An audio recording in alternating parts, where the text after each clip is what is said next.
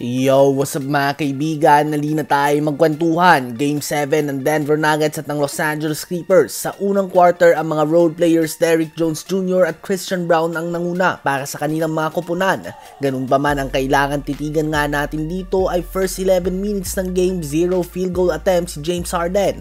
Habang 0-6 to start naman si Nikola Jokic, subalit madami nga siyang assist. Sa first half na ito ay tahimik at missing factor nga si Jamal Murray. 6 points pa lamang siya, ganun pa man ay double digits na nga sila Gordon, Brown at Westbrook. Dahilan kung bakit na outscore ng Nuggets ang Clippers sa second quarter 37-21 at nabaon din nila ang 58-47 lead.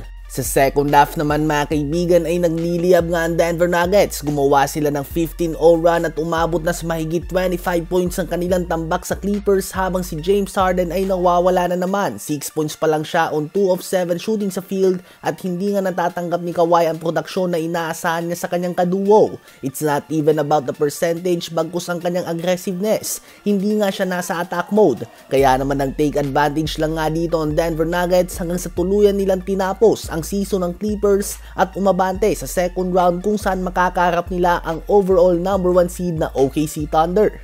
Ngayon ay tumungo naman tayo kay Stephen Curry. Sa first 3 games ng playoffs na ito ay napakainit niya nga mga kaibigan. 31 points sa game 1, 20 points sa game 2 at 36 points sa game 3 at may total field goals na 30 of 57. That is more than 50% mga kaibigan. Subalit sa sumunod na tatlo ay bumagsak na ito. Siya ay nagtatala ng 17 points noong game 4. 13 points sa game 5 at 29 points naman sa game 6, subalit 9 of 23 lamang siya sa field. Sa game 4, 5 and 6 ay may total field goal siya na 19 of 48 lamang. So ang average niya nga sa first 3 games ay 29 points and 7 assists per game on 53% shooting sa field. Subalit sa last 3 games nga ay lagapak nga ito mga kaibigan sa 19.6 points and 4 assists per game on 39% shooting sa field.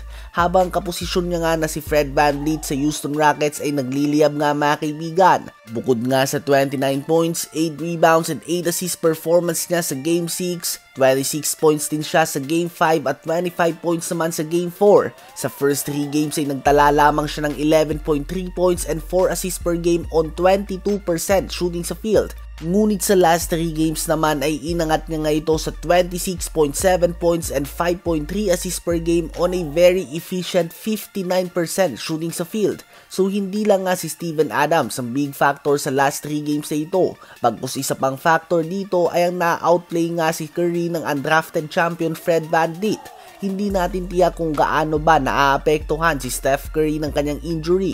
Subalit sa ngayon nga ay kailangan niya na maging ang better player kaysa kay Fred VanVleet sa Game 7 kung nais silang manalo. Last time na naglaro si Curry sa Game 7 ay gumawa siya ng 50 points. So may kita nga natin kung muli siya magpapakita ng instant classic na performance. Ano ba ang masasabi niyo tungkol dito?